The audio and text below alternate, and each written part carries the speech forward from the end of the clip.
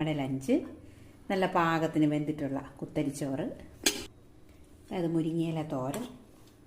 നമുക്ക് ഇലക്കറികൾ സ്ഥിരമായിട്ട് കഴിക്കണം എന്നാണ്, അതുകൊണ്ട്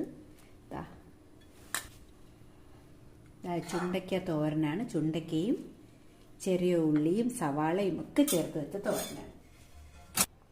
അത് പാവയ്ക്ക മെഴുക്ക് വരട്ടിയാണ്, നാടൻ പാവയ്ക്കയാണ്, പച്ച പാവയ്ക്ക, നാടൻ പാവയ്ക്ക. അതായത് നമുക്ക് വറുത്ത മീനാണ്, ചൂരയാണ്. ഇത് കപ്പ നമ്മൾ കുഴയ്ക്കാതെ വെച്ച കപ്പയാണ്. ഇങ്ങനെ വയ്ക്കുന്നതാണ് കുറച്ചും കൂടി ടേസ്റ്റ് കേട്ടോ, അതുകൊണ്ടാണ് ഇങ്ങനെ വെച്ചത്. ഇത് ചൂര മീൻകറിയാണ്, നമ്മൾ വറ്റിച്ച് വെച്ച മീൻകറിയാണ് കേട്ടോ. ഇത് നല്ല ടേസ്റ്റാണ് മീൻകറി കേട്ടോ. അതായത് പുളിശ്ശേരി. അപ്പോൾ ഇതാണ് നമ്മുടെ ഇന്നത്തെ ലഞ്ച്.